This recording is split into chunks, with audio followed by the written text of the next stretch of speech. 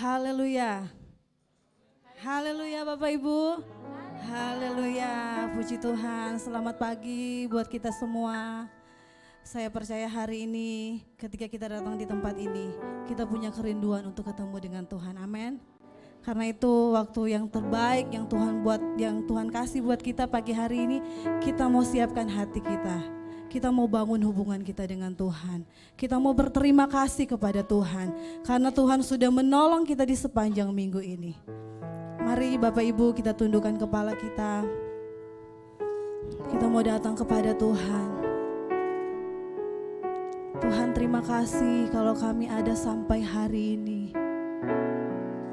Semua karena kebaikan Tuhan. Karena itu kami mau datang bersyukur kepada Tuhan. Kami mau datang berterima kasih kepada Tuhan. Ini hidup kami Tuhan. Terima kasih Tuhan.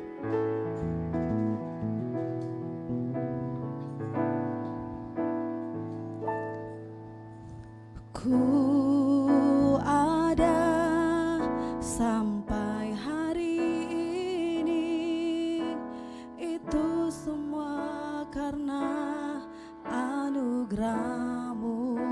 Amin Tuhan. Ku hidup sampai hari ini, semua karena kebaikan-Mu. Ku bersyukur, ku bersyukur. Kau selalu baik dalam hidupku.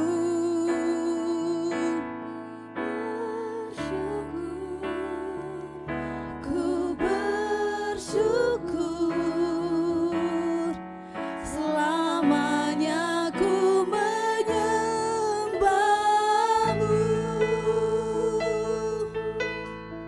Terima kasih ya Tuhan. Ku ada sampai hari ini, itu semua karena anugerah-Mu. Ku hidup sampai hari ini, semua karena kebaikan-Mu.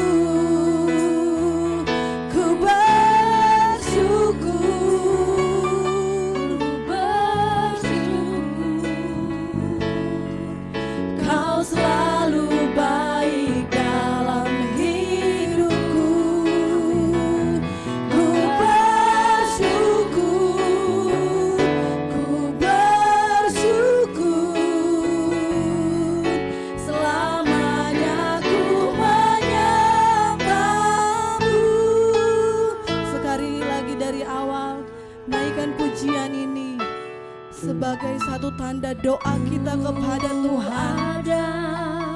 Terima kasih Tuhan. Itu semua karena anugerah-Mu. Ku hidup sampai hari ini, semua karena kebaikan. Mari naikkan ucapan syukur-Mu kepada Tuhan. Haleluya. Ku bersyukur.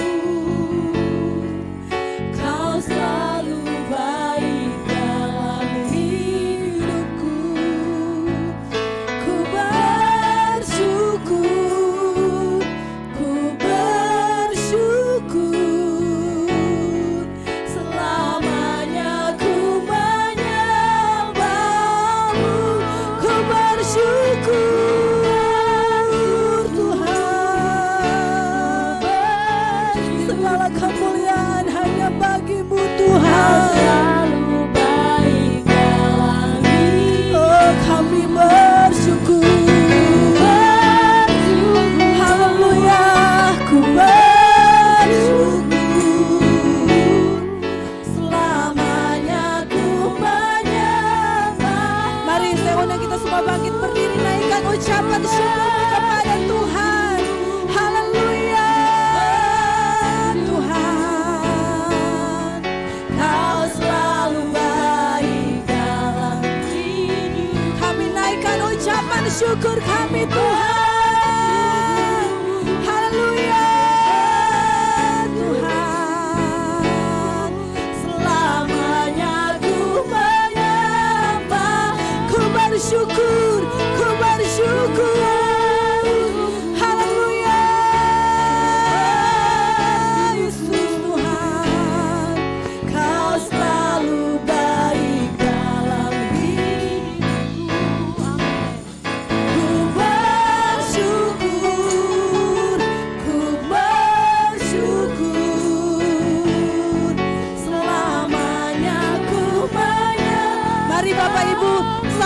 angkat kedua tanganmu. Ku bersyukur, ku bersyukur, Kau selalu baik dalam hidupku. Kami naikkan ucapan syukur kami. Haleluya. Ku bersyukur, selamanya ku menyembah. Mari Bapak Ibu naikkan pujian ini dengan sungguh-sungguh. Ku bersyukur, ku bersyukur, Kau selalu baik dalam hidup. Amin Tuhan, amin Tuhan. Ku bersyukur, yes, yes Tuhan. Ku bersyukur, selamanya ku menyembah. Sekali lagi katakan ku bersyukur. Oh ini syukur kami Tuhan.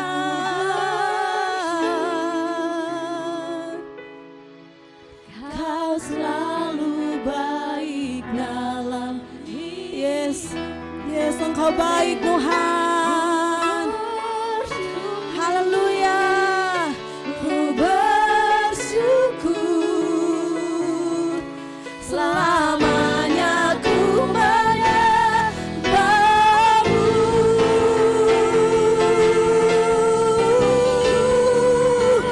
Ku bersyukur, ku bersyukur, amin. Kau selalu baik dalam hidup. Haleluya Tuhan. Amin. Ku bersyukur, selamanya ku menyembahmu. Selamanya, selamanya ku menyembahmu. Kami menyembahmu Tuhan. Ku menyembahmu.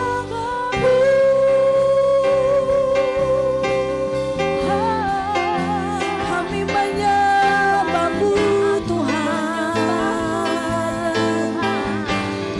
Selamanya kami naikkan ucapan syukur di hadapan-Mu Tuhan. Haleluya. Mari Bapak Ibu naikkan ucapan syukur-Mu kepada Tuhan. Ungkapkan rasa syukur-Mu di hadapan Tuhan. Tuhan Yesus baik. Tuhan Yesus sangat baik buat kita. Haleluya. Kami tidak dapat membalas segala kebaikan-Mu dalam hidup kami Tuhan. Selain kami bawa ucapan syukur kami di hadapan-Mu. Ini kami ya Tuhan. Kami menyembah seumur hidup kami. Haleluya. Engkau hadir di tempat ini Tuhan. Engkau ada bersama dengan kami Roh Kudus. Mari lawan setiap kami Tuhan. Oh haleluya Tuhan. Terima kasih Tuhan. Haleluya. Terpujilah Engkau Tuhan. Terima kasih buat kebaikan-Mu. Mari katakan terima kasih buat penyertaan-Mu Tuhan. Terima kasih Tuhan. Haleluya. Mari sambil angkat kedua tanganmu. Terima kasih Yesus, Yesus. Terima kasih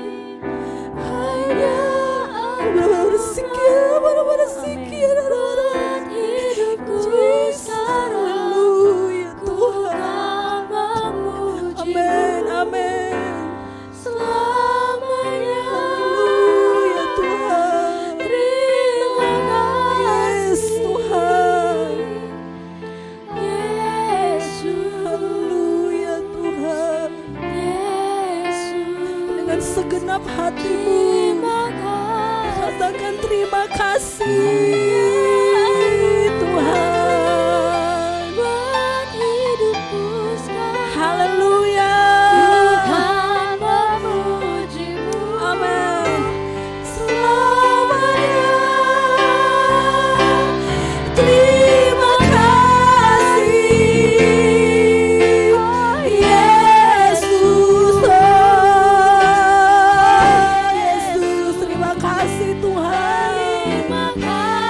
Haleluya. Buat hidupku sekarang, Tuhan memujimu selamanya.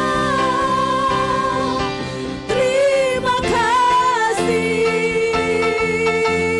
Yesus. Yesus, amin Tuhan. Hanya anugerah-Mu buat hidupku sekarang, ku kan memujimu selamanya.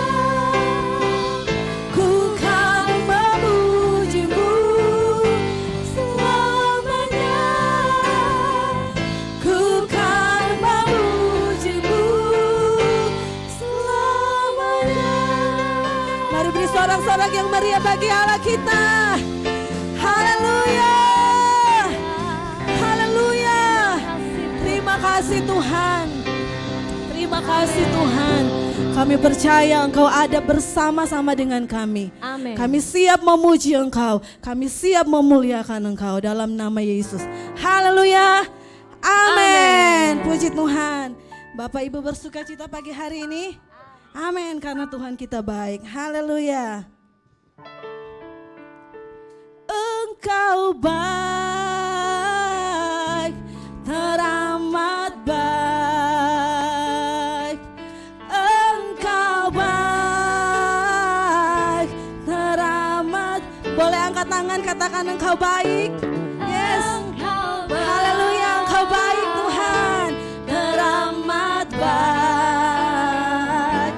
Engkau baik, teramat baik. Haleluya. Terima kasih Tuhan.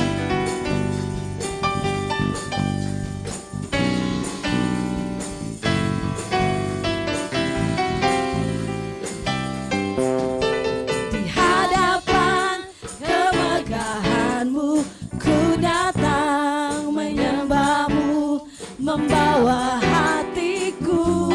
Mari bawa hidupmu kepada Tuhan. Haleluya. Ku teringat kasih setia-Mu di dalam setiap langkahku. Sungguh Engkau baik Tuhan. Yes. Di dalam, mari lambaikan tanganmu, katakan haleluya. Teramat baik. Engkau baik, teramat. Sekali lagi katakan di hadapan kemegahan-Mu. Di hadapan kemegahan-Mu, ku datang menyembah. Mari bawa hatimu kepada Tuhan. Haleluya. Membawa hidupku, ku teringat kasih setia-Mu di dalam setiap langkahku. Sungguh Engkau baik Tuhan. Haleluya. Di dalam Engkau baik, Engkau baik, teramat baik. Amin, amin. Engkau baik, teramat baik. Engkau baik, teramat baik. Engkau baik. Mari jemaat saja katakan Engkau baik, Engkau baik, Engkau baik. Yes, haleluya. Teramat baik. Yesus Engkau baik bagi kami Tuhan. Haleluya. Sekali lagi katakan engkau baik. Engkau baik. Teramat baik. Amin. Engkau baik. Teramat baik. Engkau baik. Teramat baik. Haleluya. Engkau baik. Terima kasih Tuhan. Engkau baik. Engkau baik. Teramat baik. Engkau baik. Teramat baik. Teramat baik. Teramat baik. Haleluya. Bersorak-sorai bagi Tuhan. Haleluya. Masih semangat memuji Tuhan. Haleluya. Segenap hati kami naikkan syukur kami di hadapan Tuhan. Haleluya. Puji Tuhan. Segenap hati aku memuji, Segenap jiwa aku bernyanyi, karena rohmu ada dalamku.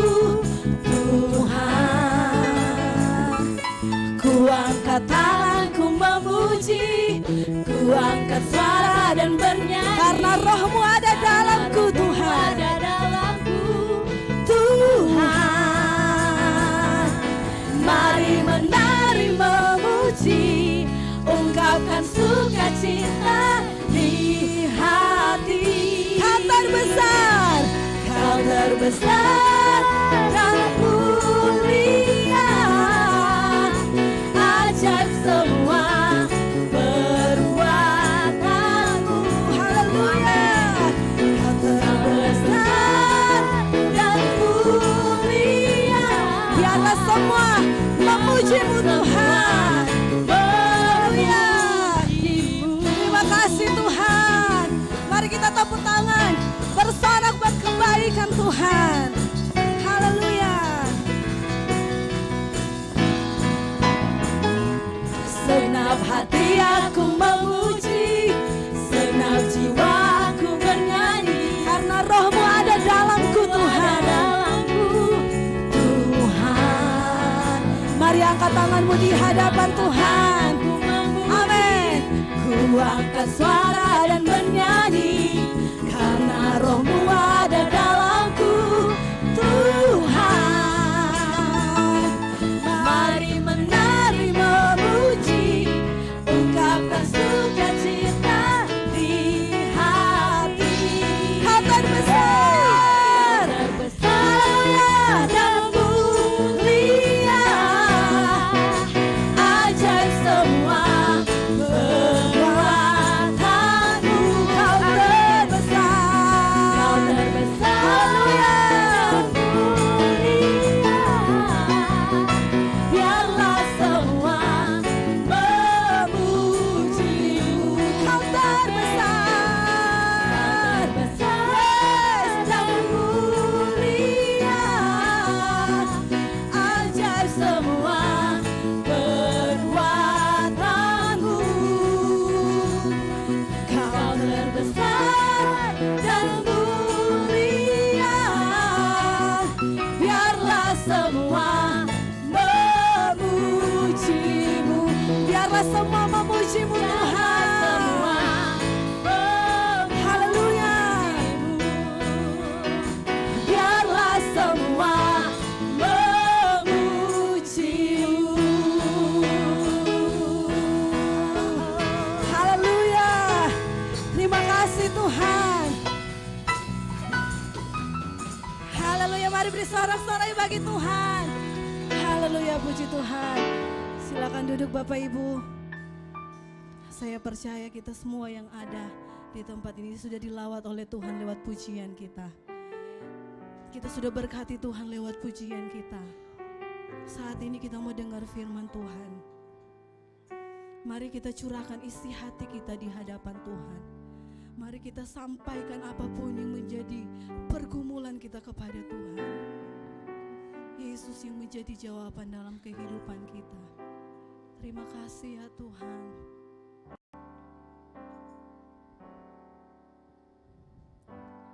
Bapa, Kau mendengar seruan hatiku.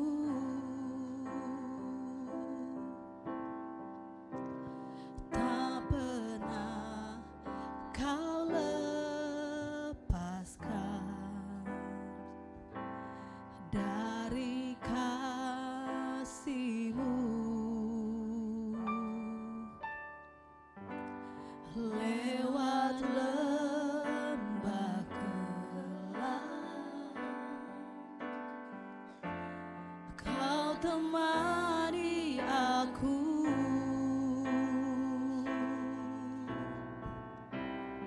Roh-Mu bekerja selalu untuk kebaikanku, mengalir kuasa dari tempat maha tinggi. Amin Tuhan. Bapa Kau mulia, Kau hadir di sini, memulihkan hati, menyembuhkan yang terluka. Ku kan tenang bersama-Mu, Bapa.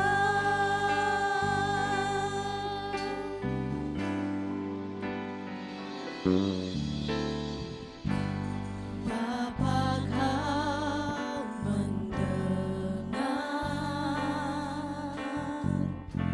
seruan hatiku. Tak pernah Kau lepaskan dari kasih-Mu.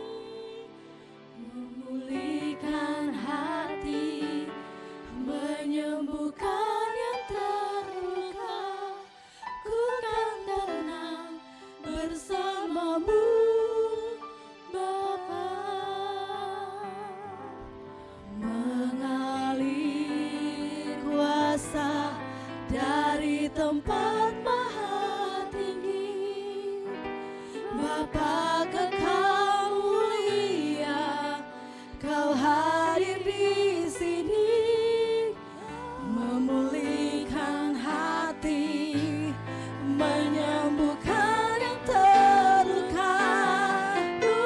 Haleluya. Mari Bapak Ibu, saya undang kita semua bangkit berdiri. Mengalir kuasa dari tempat maha tinggi, Bapa kekal mulia, Kau hadir Tuhan, Kau siap melawat kami. Amin. Menyembuhkan yang terluka, ku kan aman bersamamu.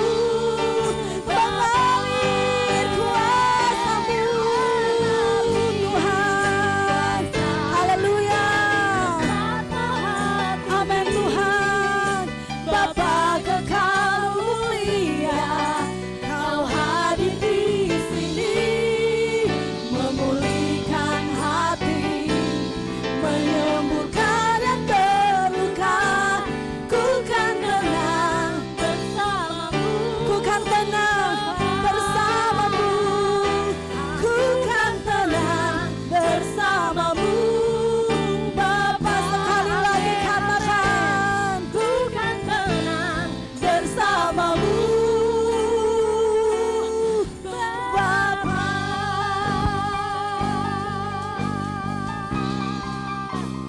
Haleluya. Terima kasih Tuhan.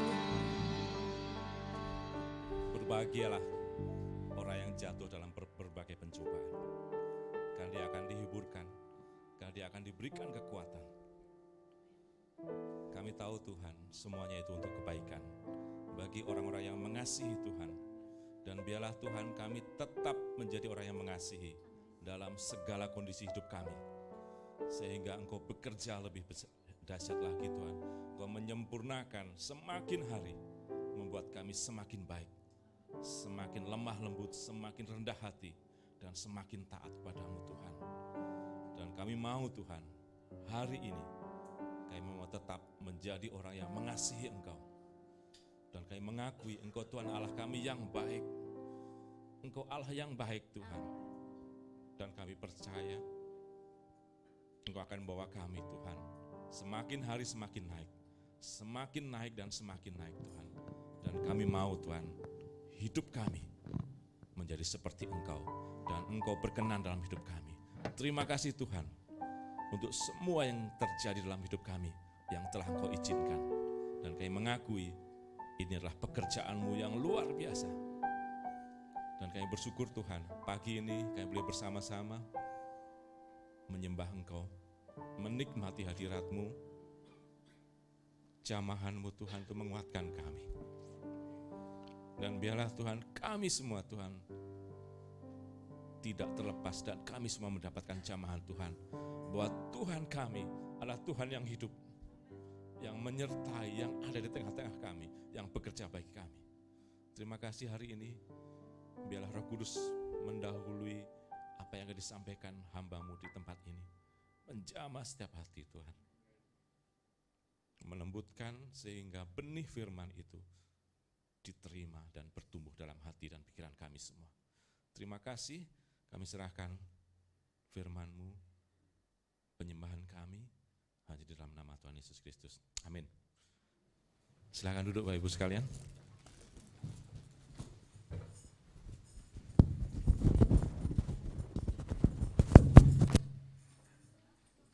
Firman yang mengatakan, berbahagialah orang yang jatuh dalam berbagai pencobaan. Kenapa kita harus berbahagia kalau kita jatuh dalam pencobaan? Karena semua orang akan mengalami itu. Semua hamba Tuhan yang terbaik mengalami itu. Yusuf mengalami itu ya. Dijual jadi budak, di penjara. Musa juga mengalami itu. Dia menjadi pangeran gitu ya. Pangeran di kerajaan Firaun, tetapi dia dibentuk Tuhan di padang gurun. Yosua juga sama. Yosua mengalami peperangan 40 tahun. Tetapi di akhir keputusan hidupnya, kami sekeluarga akan tetap beribadah kepada Tuhan.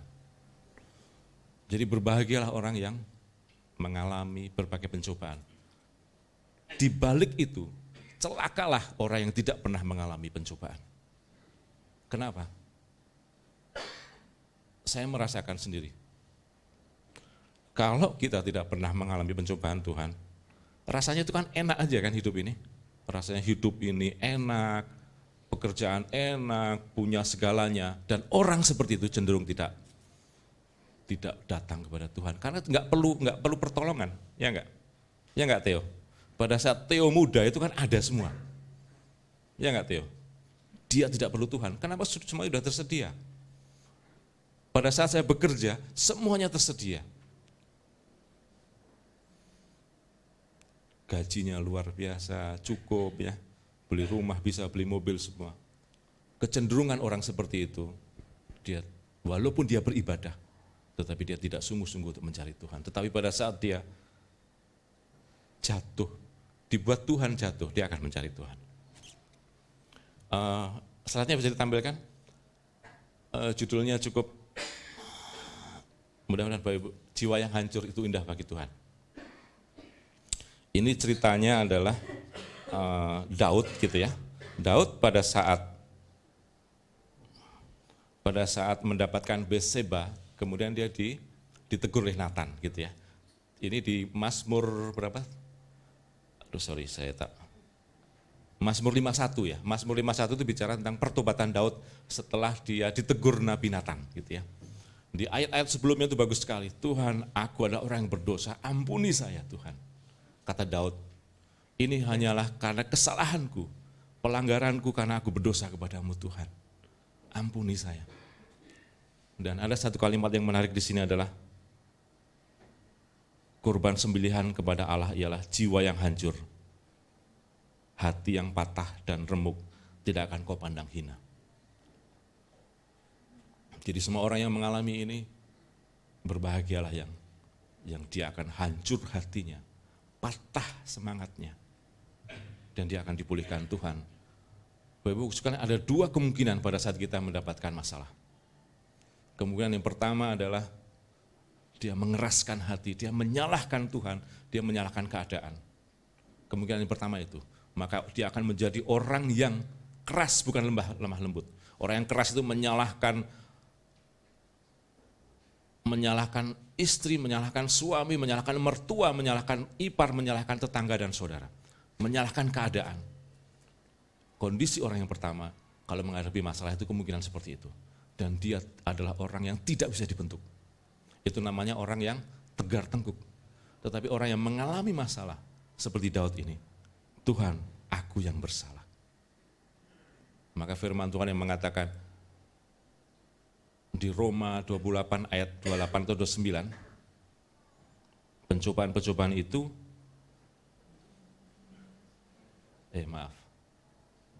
intinya adalah semua orang yang jatuh dalam Tuhan dan dia mengasihi Tuhan, dia akan mendapatkan sesuatu.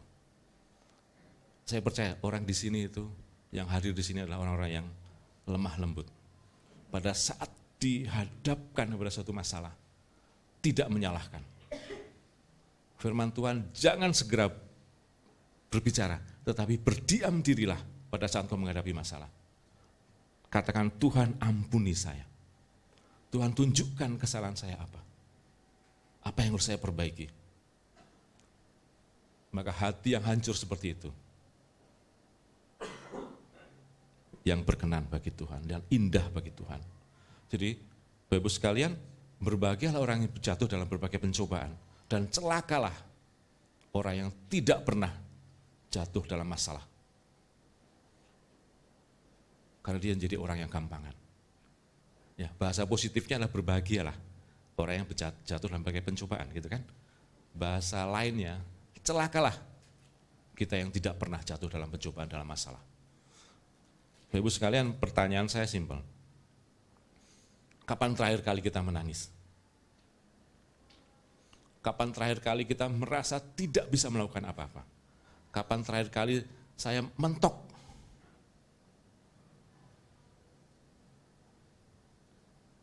Kapan terakhir? Pak Sulis kapan terakhir merasa mentok gitu? Sebulan yang lalu. Wow, kemarin nggak ada yang mentok? Amin, puji Tuhan. Pak Silaban kapan merasa mentok gitu? Jangan-jangan nggak pernah merasa mentok Pak Silaban. Pak Silaban sukses terus ya. Pernah merasa mentok gitu Pak? Seminggu yang lalu? Setahun yang lalu? Bapak Ibu sekalian, saya melalui hari-hari ini hampir setiap hari mentok. Kenapa? Karena tidak semua yang saya rencanakan bisa saya kerjakan. Karena saya tahu tidak 100% saya bisa mengerjakan. Saya tidak bisa menjaga anak saya 100%. Saya tidak bisa mengerjakan 100% pekerjaan saya dengan benar. Maaf, dengan saya punya keyakinan, saya punya pikiran, pekerjaan yang saya kerjakan di kantor itu tidak bisa 100% saya kerjakan. Bapak Ibu sekalian, saya ingin ngomong, hancur hatilah setiap hari bahwa kita itu tidak bisa melakukan 100% apa yang kita rencanakan. Bahkan kesehatan saya pun saya nggak tahu. Jangan bangga ya, mohon maaf Pak Sulis. Oh saya baru sebulan yang lalu, sudah sebulan yang lalu saya merasakan masalah. Setiap hari kita harus merasa mentok. Jadi kerjaan saya itu adalah arsitek, solution arsitek. Kalau orang bangun gedung itu arsiteknya ya. Kalau saya bagian apa istilahnya, bikin sistem aplikasi, jadi solution arsitektur. Arsitek, jadi saya mendesain suatu solusi untuk perusahaan. Untuk kalau arsitek itu kan mendesain gedung gitu ya. Gedung ini pakai kaca, pakai atap, pakai listrik sekian. Nah, saya mendesain suatu solusi, aplikasi. Nah, dalam setiap mengerjakan proyek, saya selalu berpikir begini, ini ada yang kurang, masih ada yang kurang, sebagian ini yang sulit, masih sulit dipecahkan, bagaimana mencari jalan keluarnya. Dan saya merasakan setiap hari betapa sulitnya bekerja itu. Dan Bapak Ibu sekalian, pada saat kita merencanakan sesuatu, sadarilah kita tidak bisa melaksanakan itu 100%. Dan mentoklah setiap hari. Jangan merasa beres. Anak saya tanggal, si Chris kapan ya? 13 Agustus akan ke luar kota, Salatiga, kuliah. Si Joy September. Saya hanya berpikir, saya sudah coba menghubungi orang-orang Bandung gitu ya. Kenalan kami di Bandung dulu untuk supaya bisa ikut gereja di sana, bisa ikut komsel dan bisa ikut diperhatikan. Itu yang hanya bisa saya lakukan. Di Salatiga saya juga mencoba mencari kos-kosan yang suasananya ada suasana gereja gitu ya. Itu yang bisa saya lakukan. Tetapi apakah saya bisa melakukan itu, bisa memastikan kondisinya baik-baik saja di sana? Enggak bisa. Dan kita harus memasrahkan anak kita, pekerjaan kita, rencana-rencana kita. Walaupun semuanya terasa sudah siap, katakan, Tuhan, saya mau Engkau turut campur tangan dalam hidup saya, dalam setiap rencana saya. Nah, Bapak Ibu sekalian, mengenai hati yang hancur, itu biasanya adalah karena keinginan kita tidak tercapai, kesehatan kita terganggu, gitu kan? Keuangan kita sedang mentok, gitu kan? Tapi saya yakin menyaringkan, ada yang jauh lebih dari itu, yang kita harus bisa hancur hati. Bukan hanya sekedar karena masalah kita. Masalah kita itu ada, secara garis besar ada 3. Masalah ekonomi, oke? Kemudian masalah kesehatan, kemudian masalah keluarga, masalah hubungan. Masalah kita kalau dikelompokkan itu menjadi 3 besar. Ya. Masalah ekonomi dia pekerjaan nggak naik, gaji dipotong, PHK, itu masalah ekonomi. Masalah keluarga, ya istri meninggal, suami meninggal, orang tua meninggal gitu ya, anak sakit gitu kan, anak nakal, kena masalah, itu masalah keluarga. Kemudian masalah yang terakhir, kesehatan. kesehatan kita. Kadang-kadang itu membuat kita stres, ya kan? Nah, semua masalah itu kalau kita kelompokkan hanya 3, tetapi itu diizinkan Tuhan. Supaya kita sadar gitu loh. Kita itu adalah orang yang satu, tidak bisa melakukan apapun.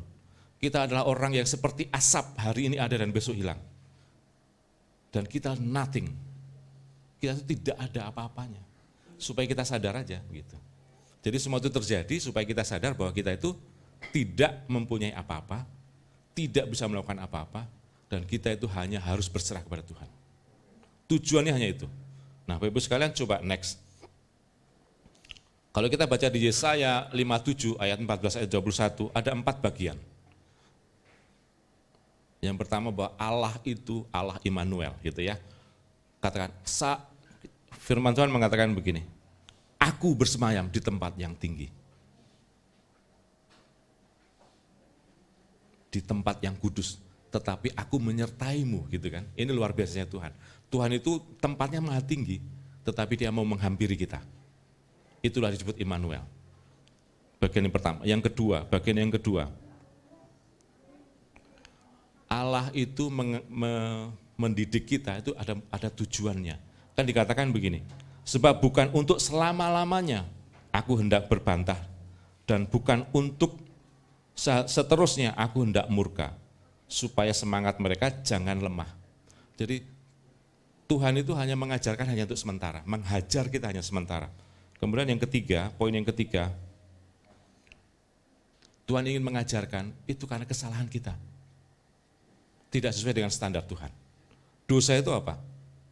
Karena kita tidak menuruti kehendak Tuhan, itu dosa. Yang keempat, Tuhan mengatakan, poin keempat dari ayat Yesaya 57 ini adalah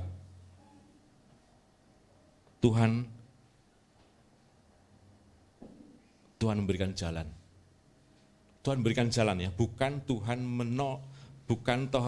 menghilangkan masalah itu enggak, tetapi Tuhan memberikan jalan. Jalan keluar. Tuhan tidak begini.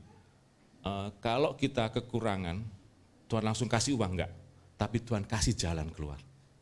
Kalau kita sedang sakit, kadang Tuhan tidak langsung menyembuhkan, tetapi Tuhan kasih jalan keluar.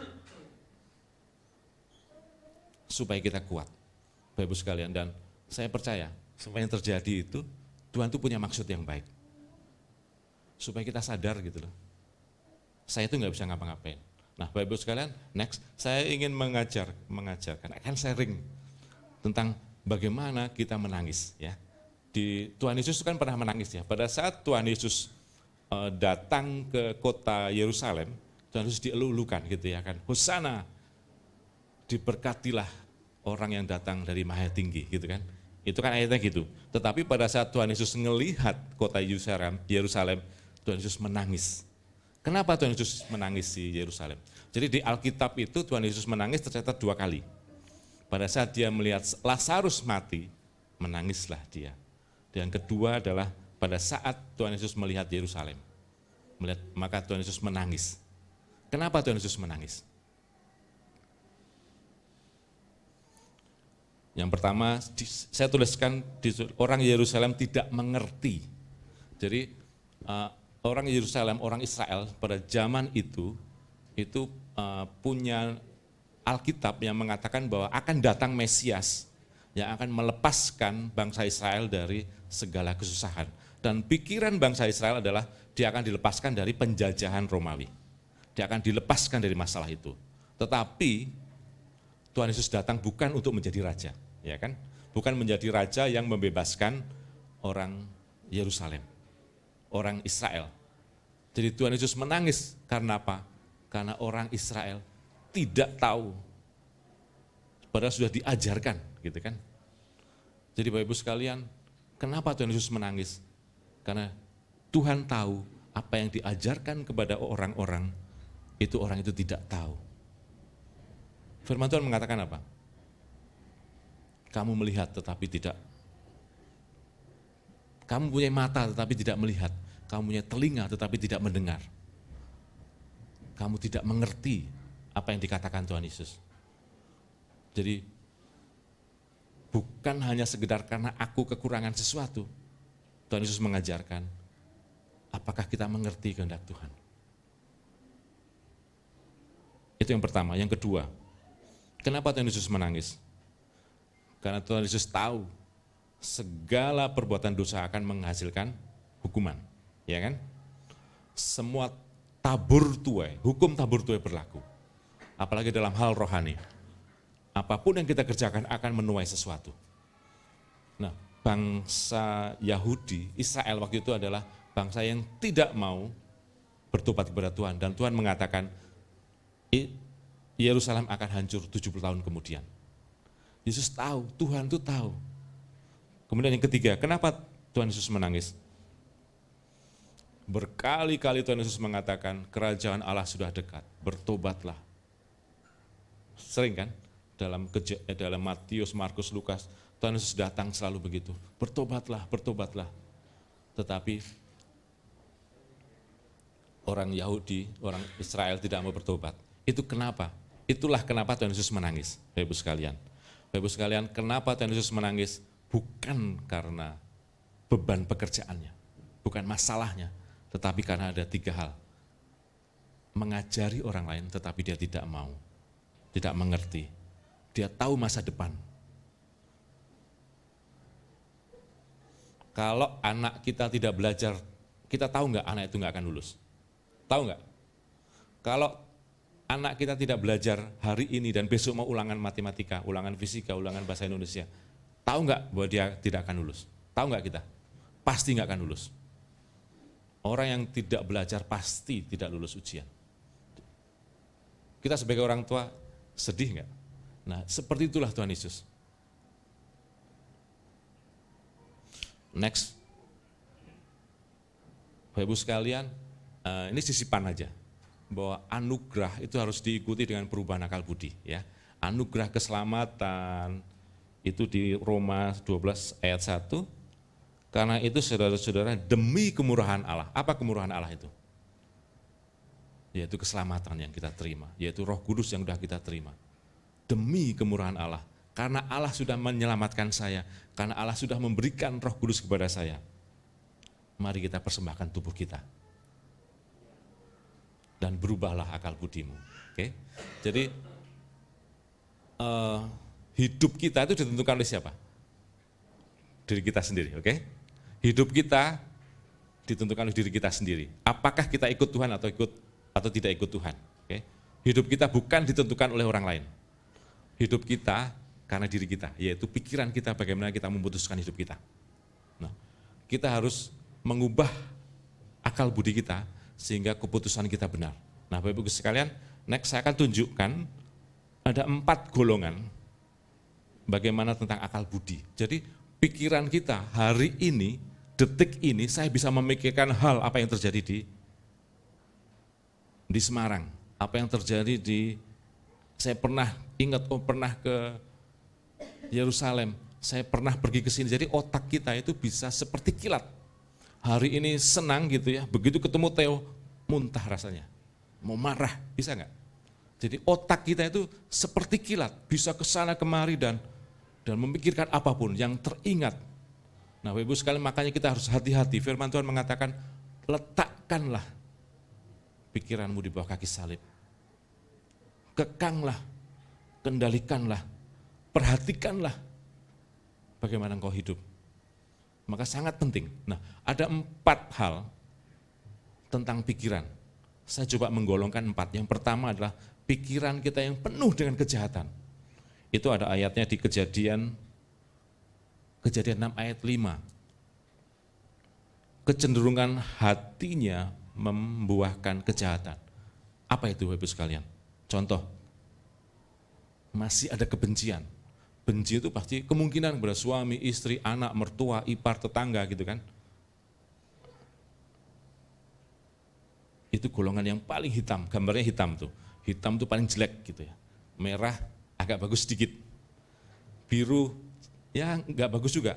Kuning yang bagus. Nah, hati yang penuh kejahatan itu penuh kebencian, ingin orang lain celaka. ingin meluapkan kemarahan. Jadi kalau ketemu itu pengen marah, pengen memaki gitu ya. Kemudian ingin menyerang, ingin melukai. Dan merencanakan membunuh. Bapak Ibu sekalian, saya berharap mentok kita hanya nomor 1 ya. Jadi benci saja gitu, jangan sampai Tuhan, walaupun gak doa, mudah-mudahan ibu ini kesandung kakinya gitu. Jahat sekali orang itu. Kalau kita benci kan kemungkinan bisa suka gitu kan. Mudah-mudahan dia ketabrak mobil gitu. Sering kita melakukan itu. Saya juga pernah, tapi segeralah bertobat. Segeralah minta ampun dan Tuhan bilang apa? Doakanlah musuhmu. Golongan pertama ini golongan yang disebut orang yang jahat. Hatinya penuh dengan kejahatan. Nah sekarang golongan yang kedua, cinta uang. Cinta uang itu ya baik-baik saja sih. Tetapi firman Tuhan mengatakan akar segala kejahatan ialah cinta uang. Dunia mengajarkan kita harus punya semangat untuk mendapatkan sesuatu. Gitu ya. Kalau kita ikut MLM atau apa itu positive thinking, kita harus punya tujuan, punya tabungan 2 miliar, bisa punya beli mobil ini, bisa pergi ke luar negeri, betul enggak? Siapa yang pernah ikut MLM? Saya sering. Dan yang diajarkan seperti itu. Tahun ini yang berhasil tembus akan bisa ikut ke Eropa, gitu kan? Ya enggak? Itu baik bagi manusia, tetapi tidak benar bagi Tuhan. Cinta uang itu tidak benar. Bapak Ibu sekalian, hari Selasa yang lalu pada saat saya nyetir ke kantor, wah saya dalam waktu sekitar 20 menit saya memikirkan begini, saya punya uang segini, saya akan taruh di sini, saya akan dapat sekian, tahun depan akan sekian. Itu saya pikirkan hampir 20 menit. Tapi begitu saya 20 menit yang ke-20 lebih saya baru ingat, Tuhan ampuni saya. Apakah boleh saya merencanakan itu? Boleh kan? Kan saya punya tabungan gitu ya. Oh tabungan ini saya taruh ke sini, saya akan pakai begini, nanti menghasilkan 10%, menghasilkan. Boleh. Tetapi pada saat itu, hari Selasa pagi, saya sadar Tuhan ampuni saya. Saya akan memikirkan yang lain.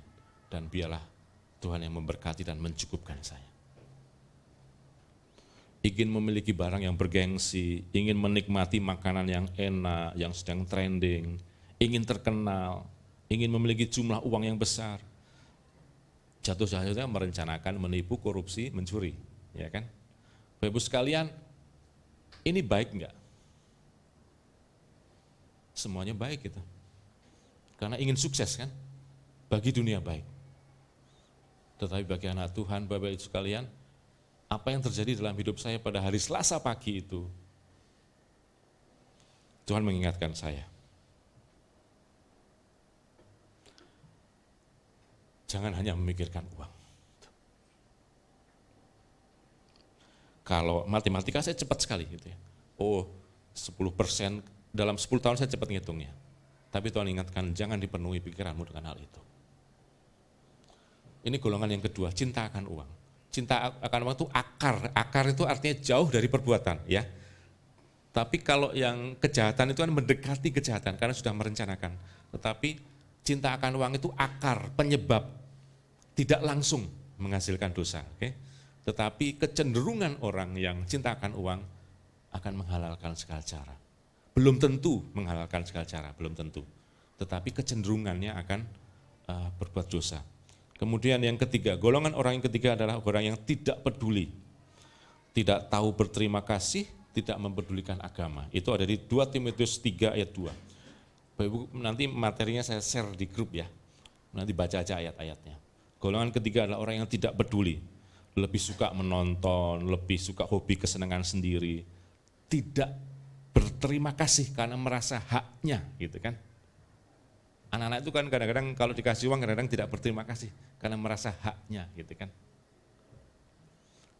Kita kalau terima gaji tiap bulan berterima kasih enggak?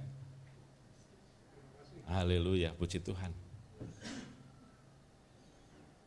Tapi ada orang yang karena merasa itulah haknya dia tidak bisa berterima kasih, tidak mau berterima kasih. Tidak mendengarkan orang lain.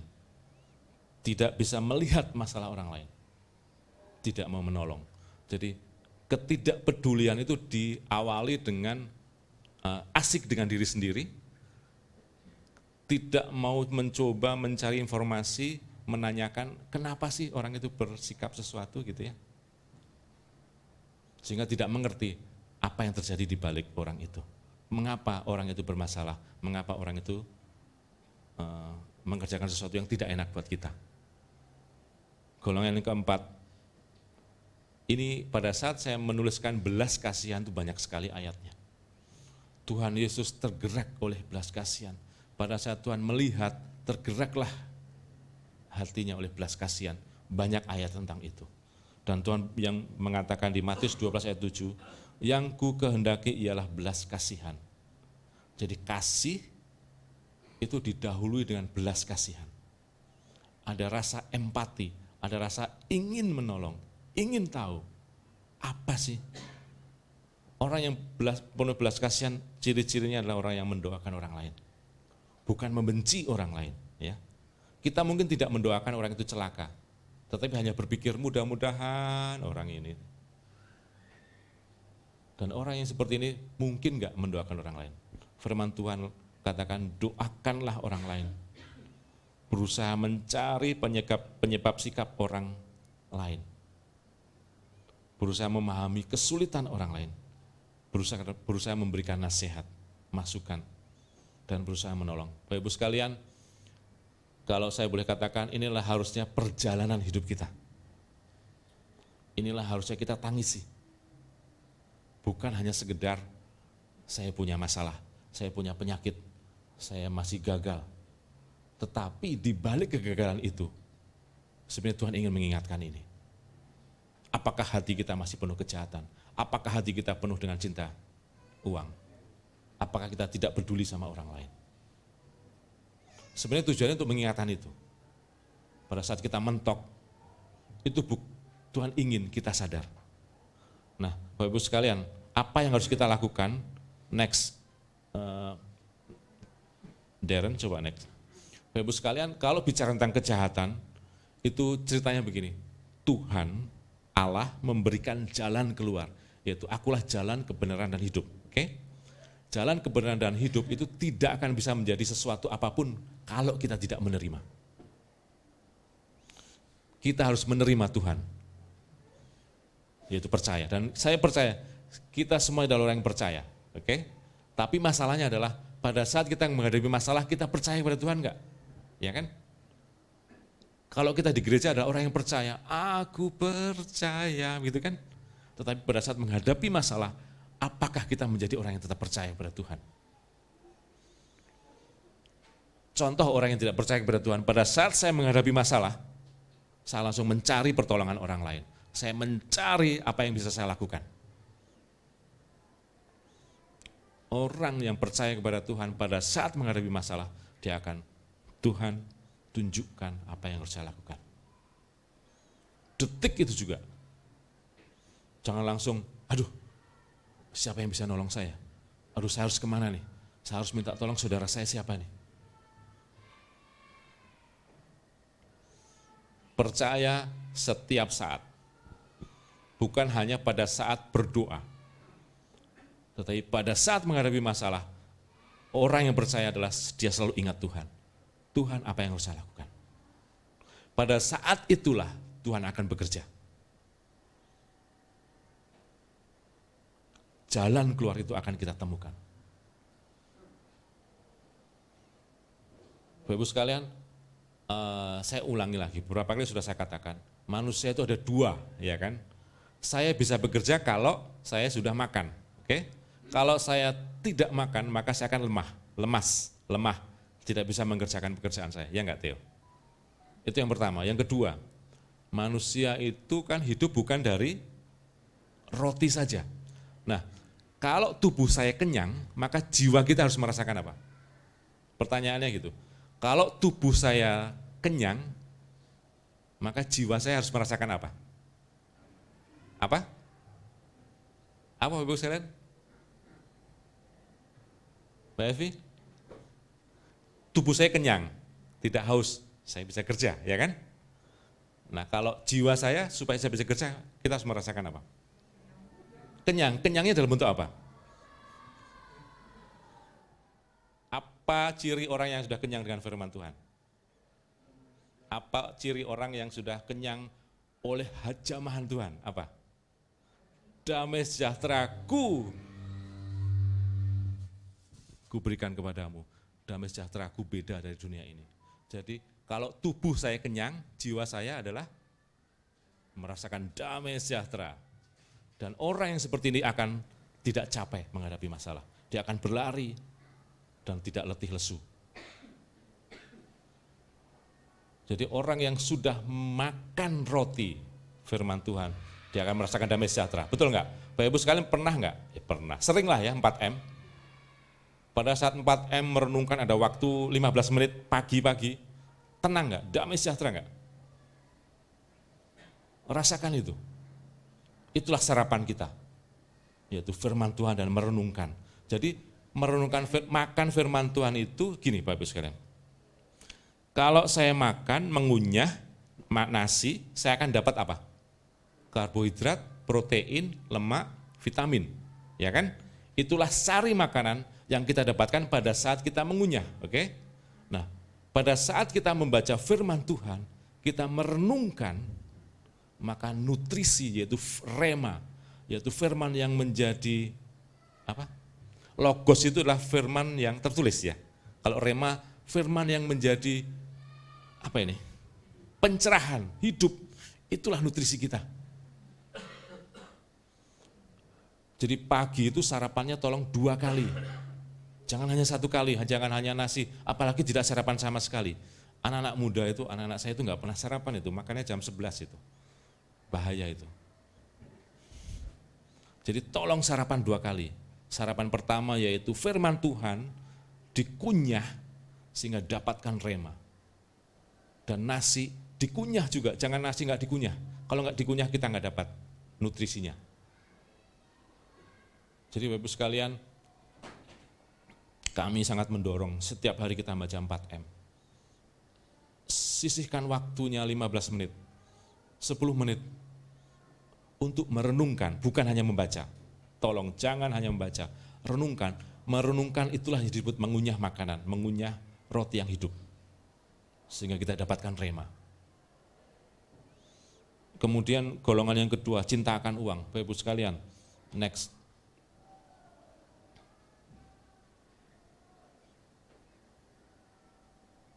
Nah ini, cinta akan uang itu kita harus paham, kebutuhan pokok kita itu adalah kenyang dan damai sejahtera. Ya, ternyata ada di slide berikutnya. Jadi kebutuhan pokok kita itu adalah kenyang dan damai sejahtera. Ya, kebutuhan pokok kita itu apa? Sandang, pangan, papan. Oke? Itu untuk fisik. Tetapi untuk jiwa kita butuh damai sejahtera. Itu dari Tuhan. Damai sejahtera bukan karena senang, bukan ya, beda ya. Jadi senang itu kan kalau saya jalan-jalan ke Tokyo, wah itu senang itu. Kalau saya bisa makan panggang, itu senang, oke? Bukan damai sejahtera. Damai sejahtera itu pada saat kita melakukan firman Tuhan, itulah damai sejahtera. Pada saat kita tunduk kepada Tuhan, pada saat kita mendekat kepada Tuhan, itulah damai sejahtera. Nah, supaya kita tidak cinta uang, timbulkan rasa cukup. Oke. Bapak Ibu sekalian, siklus hidup kita itu seperti ini. Seperti bola gitu ya. Pada saat lahir itu tidak punya apa-apa kan. SD punya ijazah SD, SMP punya kepintaran sedikit, SMA punya cita-cita, bekerja, punya rumah, punya mobil, punya sesuatu bekerja, menikah, punya anak. Semakin tinggi kan? Pada umur 40, 50, 55 tahun adalah puncak, rata-rata puncak apa yang bisa kita hasilkan. Tetapi setelah umur 55, kita akan banyak kehilangan. Pensiun, orang tua meninggal, keluarga meninggal gitu kan. Tidak bekerja lagi, penghasilannya dulu 20 juta menjadi 5 juta kan gitu ya. Dulunya sehat jadi sakit, akhirnya mentok tidak punya apapun. Cukupkanlah apapun yang kau hadapi saat ini. Karena suatu saat juga akan hilang. Tuhan saya sangat hafal, Tuhan memberi, Tuhan mengambil. Terpujilah Tuhan. Yang penting Tuhan memberi itu kan anak lahir, menikah, ya kan, dapat pekerjaan. Suatu saat akan diambil kan? Ada yang meninggal, pensiun, dipecat, itu kan. Tuhan memberi, Tuhan mengambil, yang penting adalah puji Tuhan. Dan saya percaya orang yang di sini itu karena saya percaya Tuhan. Bapak Ibu hadir ke sini itu kan karena percaya Tuhan. Dan tidak ada, jadi hati kita, jiwa kita, itu hanya cocok sama Tuhan. Kalau kita percaya kepada Tuhan, kita mendekat kepada Tuhan, memberikan damai sejahtera. Tetapi kalau kita mengerjakan hobi, mengerjakan kesenangan kita, itu menjadi candu. Candu itu apa? Kalau kita tidak melakukan itu, rasanya enggak enak, ya enggak? Orang kecanduan kan gitu ya. Kalau saya tidak merokok, rasanya tidak tenang. Itu kecanduan. Kalau saya tidak mancing, rasanya mau marah saja, kan gitu. Kalau burung saya ada yang mengganggu, ayam saya ada yang mengganggu, merasanya marah. Itu namanya kecanduan. Tetapi kalau kita ikut dikasih damai sejahtera itu rasanya hari ini dapat itu akan rasanya seminggu itu akan tetap ada. Maka jagalah damai sejahtera itu. Yang tidak peduli, yang berikutnya tidak peduli Bapak Ibu sekalian. Next.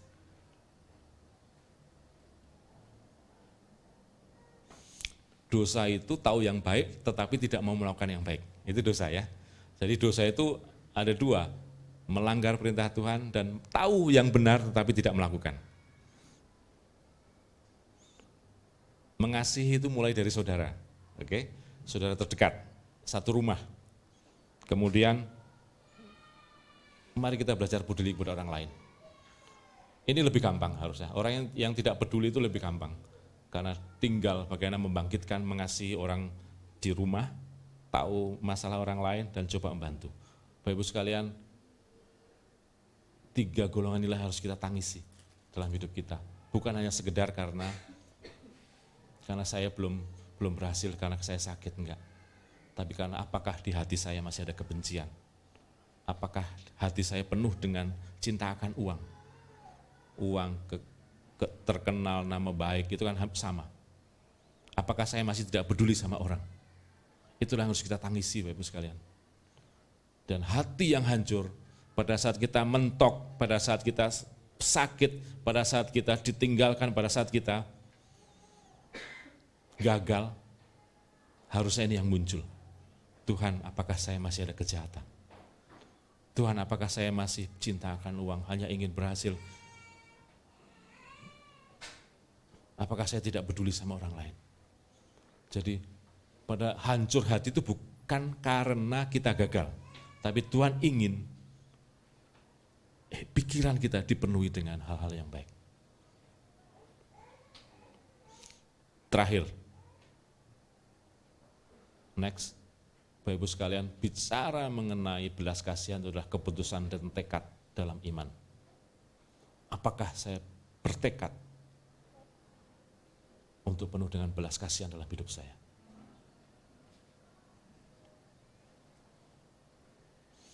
Ini kuis saja nih. Yang pertama itu, biarlah seperti yang kau kehendaki jadi. Ini ayat di mana? Siapa yang bicara ini? Ada yang tahu? Siapa? Tuhan Yesus. Ini ayat Tuhan Yesus ya. Tuhan tentang cawan. Ya, di taman doa Tuhan Yesus di taman Getsemani. Biarlah kehendakmu yang jadi. Mari kita belajar seperti Tuhan. Tuhan, biarlah kehendakmu yang jadi. Yang kedua, Tuhan yang memberi, Tuhan yang mengambil. Terpujilah nama Tuhan. Ini siapa yang mengucapkan? Siapa? Ayub. Belajar kita dari Ayub, yang dia kehilangan semuanya. Dan Tuhan bilang apa? Terpujilah nama Tuhan. Itu yang paling penting. Yang ketiga, seandainya Allahku tidak menolong, melepaskan kami tidak akan memuja dewa. Ini siapa yang ngomong? Ya, Sadrah, Mesah, Abednego. Dia mau dibakar di perapian. seandainya Tuhan tidak menolong, saya tetap tidak akan mau memuja dewa. Saya tidak akan meninggalkan Tuhan. Kalimat-kalimat yang luar biasa. Aku dan seisi rumahku akan beribadah kepada Tuhan. Siapa yang ngomong? Yesua.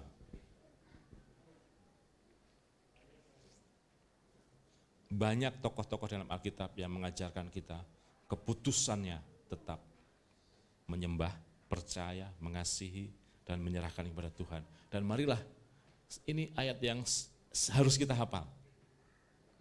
Jadi pada saat mentok gitu ya, biarlah kehendak Tuhan yang jadi. Next, terakhir, slide terakhir. Jiwa yang hancur itu, hidupku bukannya aku lagi, tetapi Kristus. Ya, Bapak Ibu sekalian, Kak Vanda, teman-teman main musik, Bapak Ibu sekalian, pada saat kita menghadapi masalah, tolong cek, Tuhan, apakah masih ada kejahatan dalam hidup saya? Tuhan, apakah saya hanya mengejar kekayaan? Tuhan, apakah saya masih ada yang kurang karena saya tidak peduli dalam hidup saya? Jangan kita hanya menangisi kegagalan kita. Kita hanya menangisi karena penyakit kita. Tuhan ingin jauh lebih dari itu. Tuhan ingin jauh dari hanya sekedar apa yang kita butuhkan. Tapi Tuhan ingin dan Dia tahu persis apa yang terbaik buat kita. Yaitu kita semakin hari semakin seperti Kristus. Jangan, Bapak Ibu sekalian, janganlah pengajaran, hajaran yang Tuhan kasih kepada kita itu menimbulkan kerak kebencian, menimbulkan karat dalam hati kita. Tetapi biarlah apa yang terjadi dalam hidup kita, kita itu seperti orang yang dibakar dan menghasilkan emas. Yaitu orang yang penuh belas kasihan. Seperti Tuhan Yesus, biarlah penuh belas kasihan. Bapak Ibu sekalian, mari kita tundukkan kepala. Lagu yang terakhir. Mari kita tundukkan kepala, Bapak Ibu sekalian.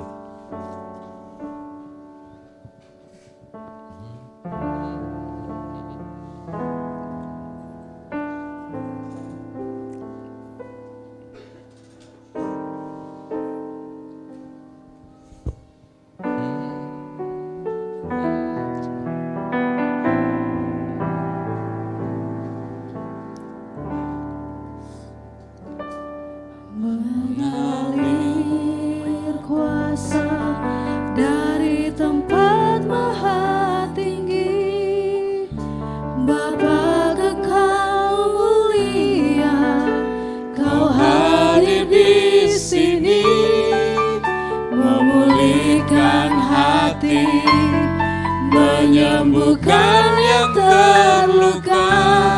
Ku kan tenang bersamamu, Bapa. Mengalir kuasa dari tempat maha tinggi, Bapa kekal mulia, Kau hadir di sini, memulihkan hati, menyembuhkan yang terluka. Ku kan tenang bersamamu, Bapa. Mengalir. Mari kita berdiri. Mari Ibu sekalian kita berdiri. Dari tempat maha tinggi, Bapa kekal mulia, Kau hadir di sini, memulihkan hati, menyembuhkan yang terluka. Ku kan tenang bersamamu, Bapa. Mengalir kuasa dari tempat maha tinggi,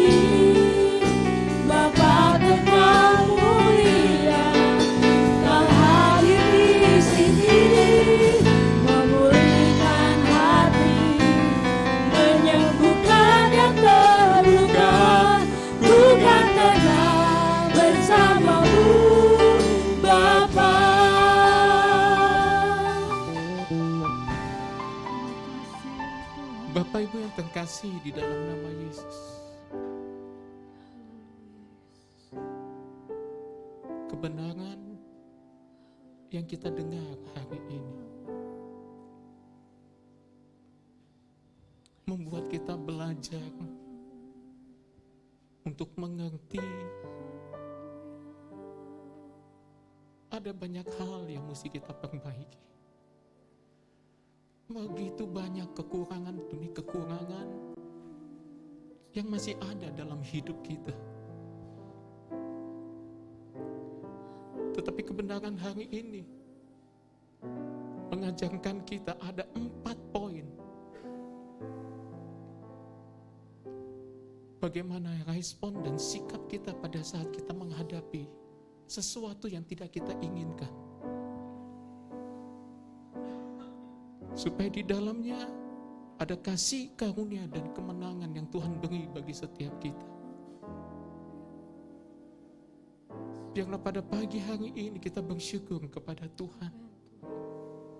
Karena Dia mengerjakan sesuatu lebih hebat, lebih besar dari apa yang kita bisa perbuat. Jangan pernah takut, karena kasih karunia Tuhan selalu cukup dan limpah bagi setiap kita yang percaya akan kasih dan kuasa-Nya. Jangan pernah takut tentang apapun juga. Jangan pernah takut dengan keadaan dan situasi yang ada di sekeliling kita. Kalau di sekeliling kita menakutkan kita, ada Tuhan di tengah-tengah hati kita. Ada Roh Kudus di dalam hidup dan pribadi kita yang membuat jiwa kita menjadi tenang, pikiran kita menjadi tenang, sehingga sekitar kita, lingkungan kita tidak akan mengalahkan kita.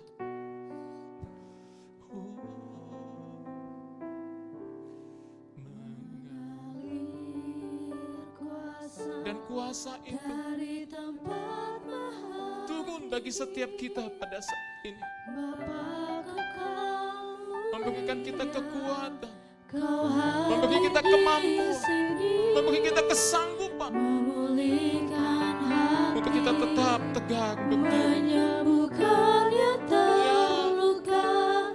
Bukan tenang bersamamu, Bapa. Mengalir kuasa dari tempat maha tinggi, Bapa kekal mulia, Kau hadir di sini.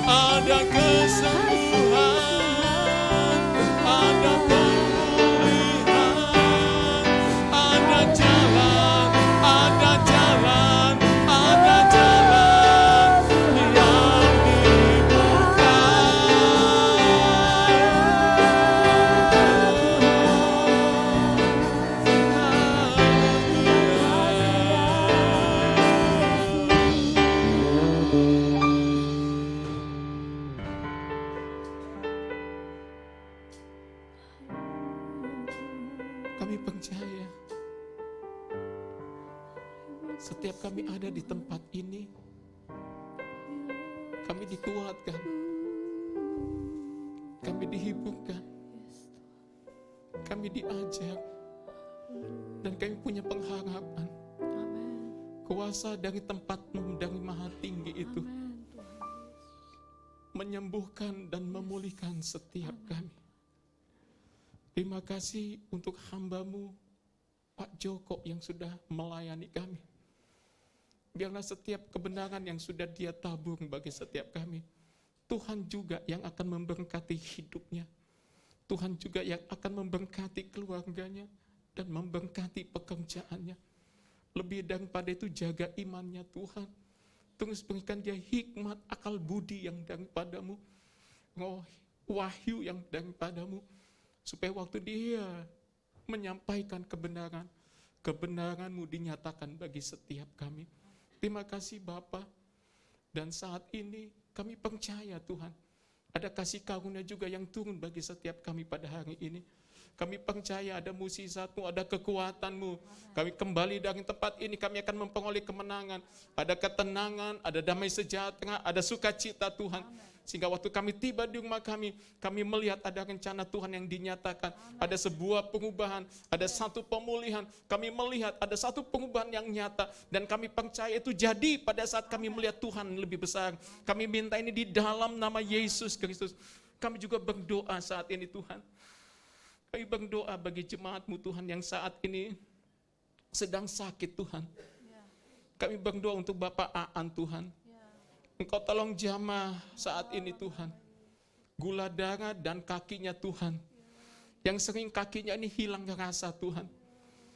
Kadang-kadang dia kesemutan dan kadang-kadang dia nggak bisa merasakan apapun Tuhan. Engkau sanggup menjamah dan menyembuhkan kakinya Tuhan. Sehingga kakinya boleh sembuh, boleh pulih Tuhan. Kami minta ini hanya di dalam nama Yesus Kristus. Engkau menormalkan gula darahnya, Engkau menormalkan tensinya, semuanya Tuhan. Lebih daripada itu, beri dia kekuatan, beri dia kesehatan, beri dia damai sejahtera. Dan Engkau berkati di dalam keluarganya Tuhan bersama istri dan anak-anaknya. Supaya mereka tetap melihat rencana Tuhan dinyatakan dan diberkati dalam hidup mereka. Kami juga berdoa untuk Ibu Sinta Tuhan, yang beberapa waktu lalu Tuhan, hamba-Mu ini diopname Tuhan, di rumah sakit Hermina. Biarlah Tuhan, oleh karena bilur-bilur-Mu, Engkau menjamah dan menyembuhkannya.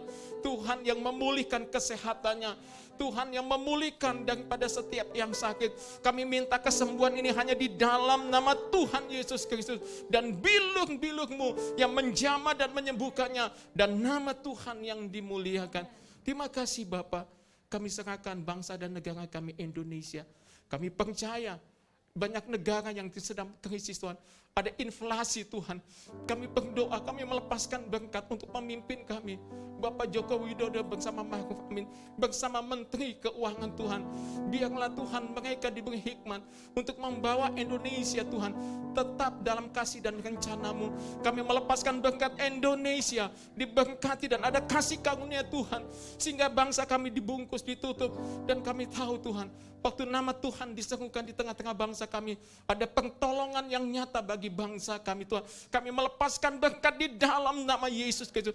Kami memberkati bangsa ini, kami memberkati bangsa ini, kami memberkati Indonesia Tuhan. Terima kasih Bapa. Kami menyerahkan segala sesuatunya di dalam tangan-Mu. Kami berdoa untuk panitia Natal Tuhan yang sampai hari ini terus bekerja. Kau berikan mereka kekuatan, Engkau berkati mereka, supaya setiap yang mereka kerjakan di dalam kepanitiaan ini, Tuhan kasih kekuatan, sukacita, damai sejahtera, supaya beban yang berat ini mereka boleh mengerjakannya dan mereka menyelesaikannya karena ada Tuhan dan tangan Tuhan yang menopang mereka. Terima kasih Tuhan, setiap dana-dana yang dibutuhkan Tuhan begitu banyak Tuhan, tapi kami percaya Allah sumber berkat yang akan memberkati dalam kepanitiaan ini sehingga segala sesuatunya tercukupi, bahkan lebih demi hormat kemuliaan nama Tuhan. Terima kasih Bapa, kami serahkan semuanya di dalam tangan-Mu. Ibu Vanda yang dalam proses kesembuhan tulang ekornya juga, biarlah kesempurnaan-Mu yang sempurna turun atas hidup dan pribadinya. Kami berdoa bagi anak-anak-Mu yang sedang sakit juga, supaya mereka juga mengalami pulihan. Bapa silaban untuk kedua kakinya yang seringkali sakit, biar Engkau jamah Tuhan, dan bilung-bilung-Mu yang memberi kekuatan setiap otot, setiap sarafnya Tuhan, setiap persendihannya. Kami juga berdoa bagi siapapun hari ini sakit, pulang dengan kesembuhan, pulang dengan pemulihan, pulang dengan kemenangan. Terima kasih Bapa. Ini menjadi doa dan ucapan syukur kami Tuhan, yang kami alaskan dan panjatkan di dalam nama Tuhan Yesus Kristus. Kami berdoa dan mengucap syukur. Mari sama-sama kita katakan amin. Puji Tuhan.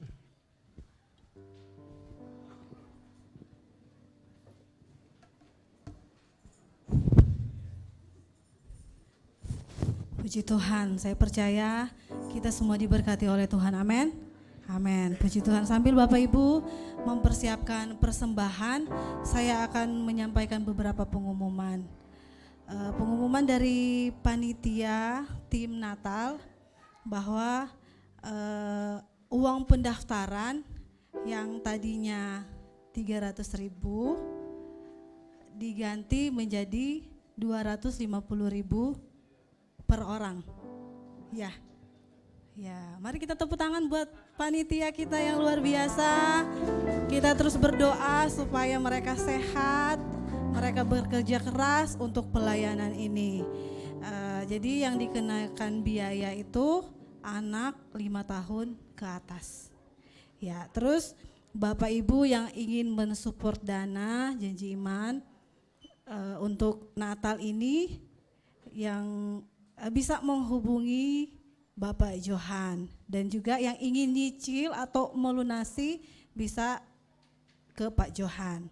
Terus untuk persembahan, kita ada persembahan dan ekstra kolektor.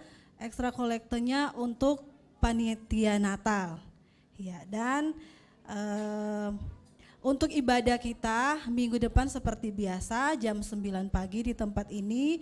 Hari Selasa ada doa lewat aplikasi Zoom jam 7:30 malam, dan hari Jumat ada komsel gabungan lewat aplikasi Zoom juga jam 7:30 malam.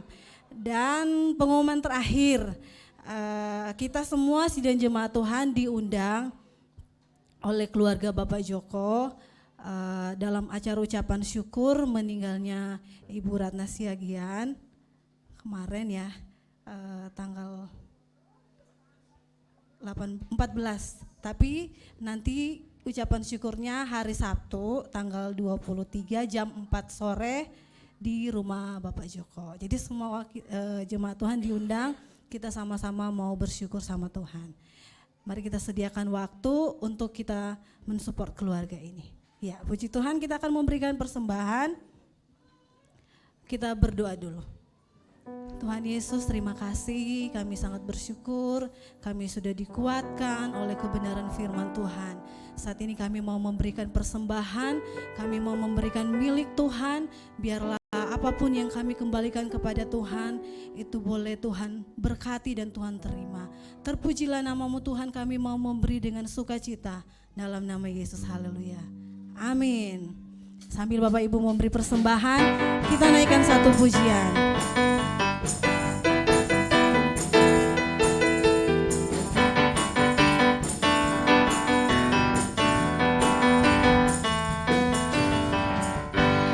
Kasih setiamu nyata bagiku,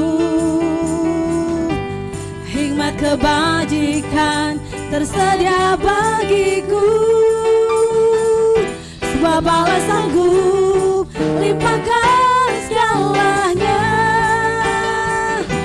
dan anugerahnya sangat besar bagiku. Aku diberkati, aku dilimpahi, karena Allah sanggup untuk menyediakan. Aku diberkati, aku dilimpahi atas sempurna anugerah Tuhan bagiku.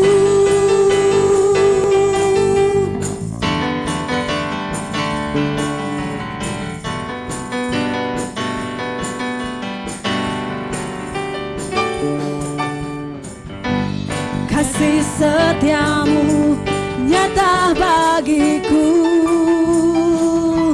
hikmat kebajikan tersedia bagiku. Sebab Allah sanggup limpahkan segalanya, dan anugerahnya sangat besar bagi. Sebab Allah sanggup, haleluya. Sebab Allah sanggup limpahkan segalanya, dan anugerahnya. Sekali lagi Bapak Ibu, katakan sebab Allah sanggup. Sebab Allah sanggup limpahkan segalanya, dan anugerahnya sangat besar bagiku.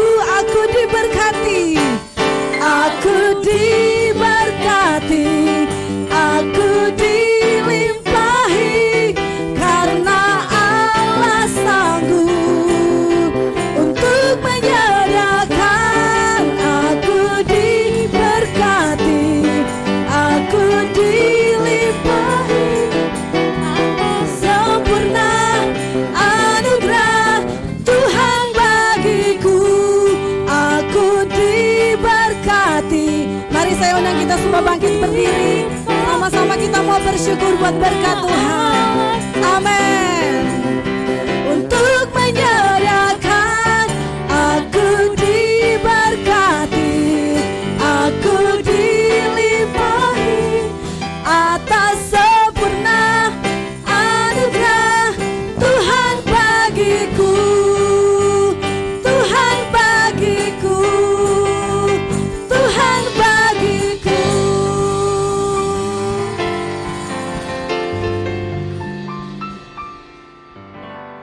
Mari kita angkat kedua tangan kita. Kami bersyukur atas segala sesuatu sampai akhirnya kami menyelesaikan ibadah kami. Kami mengembalikan setiap pujian, hormat dan syukur kepadamu, karena Engkau yang layak untuk dipuji dan ditinggikan. Kami berdoa untuk gembala kami Bapak Theo. Tuhan, Engkau jamah dan sembuhkan segala sakit yang dia rasakan, kelemahan tubuhnya, kesehatannya, batuknya, tolong jamah Tuhan. Kami berdoa, kami tolak, kami singkirkan di dalam nama Tuhan Yesus Kristus. Biarlah bilur-bilur-Mu yang menjamah dan menyembuhkan gembala kami. Dia pulih, dia sehat kembali Tuhan. Kami minta ini di dalam nama Yesus Kristus. Terima kasih Bapak. Kami serahkan kehidupan gembala kami di dalam tangan-Mu. Beri kekuatan, beri kemampuan dengan setiap apapun yang saat ini dia kerjakan Tuhan. Terima kasih Bapa, dan biarlah kasih dan sukacita-Mu turun bagi setiap kami, dan kami percaya apapun yang kami perbuat semuanya karena Tuhan. Terima kasih. Kalau demikian saudaraku yang terkasih di dalam nama Yesus, pulanglah dengan berkat damai sejahtera yang daripada Bapa, cinta kasih yang daripada Tuhan kita Yesus Kristus, dan persekutuan daripada Allah Roh Kudus menyertai saudara dan saya saat ini hingga Maranatha Yesus datang kali yang kedua. Diberkatilah pada saat engkau keluar, diberkatilah pada saat engkau masuk, dan diberkatilah apapun yang sedang engkau buat yang sesuai dengan firman Tuhan. Engkau diberkati dan melepaskan berkat untuk setiap persembahan yang sudah kami beri demi hormat kemuliaan nama Tuhan. Dalam nama Yesus kami tutup ibadah ini. Haleluya.